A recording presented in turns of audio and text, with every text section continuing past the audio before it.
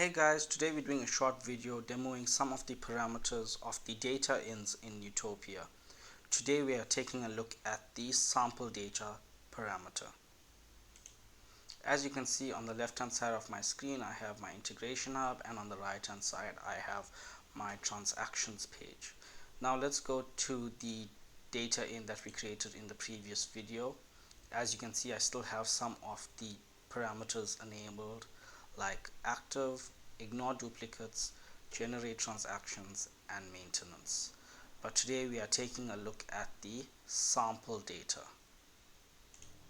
So the sample data, when the button is clicked, you should be able to upload a sample of the document you are expecting to come through the connector. This will set a schema validation process for any document that comes through the connector. If the validation fails, the document will not be processed. If there is no schema set here, you should be able to pass any document through the connector. Please note that you can use any document that the translation layer can read, which could be an XML, JSON, CSV, XLSX, XLS, or .prn file. We do recommend that you keep this sample data file that you are using as small as possible. Try avoid loading a document with a massive amount of lines. We would rather use something with a maximum of 3 lines.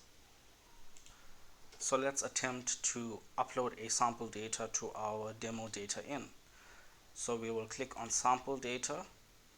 This will take you to your Windows Explorer, to where your file is located, and then you can just click on open, and this should load your sample data. As you can see, it has loaded in the, you can view this in the raw format, JSON, JSON schema, or XML. Now that we can see this is loaded, let's proceed to save the data in. Let's go back to our data in, and we should see the sample data is there. And as we can see, it is here.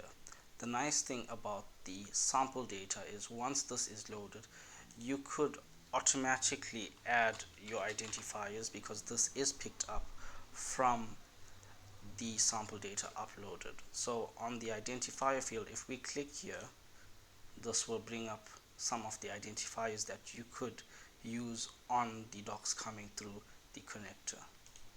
So let's just use the customer PO number, as this would be the unique one, and we can just save this as such. So let's proceed to test our sample data. Let's first post a document that would match our sample data. So let's just upload one of our files. I have selected it, and let's click upload. As you can see, it says document has been posted. Let's refresh the transactions page to see that the doc has come through. As you can see, the doc has come through. There are these three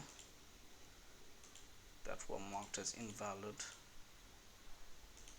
This is due to the customer PO number. As you can see, there are multiple customer PO numbers with the same identifier, so it just took one of them.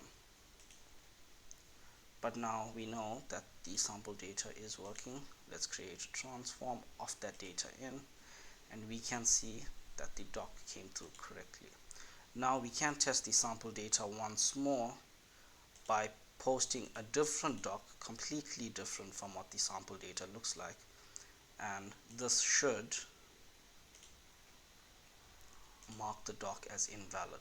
As we can see, the document has been posted, and let's refresh the transactions page to see that it was marked as invalid. So I just posted in a doc. This was the doc that I posted in. It was a doc with 4 orders, and as you can see, all 4 of these got marked as invalid.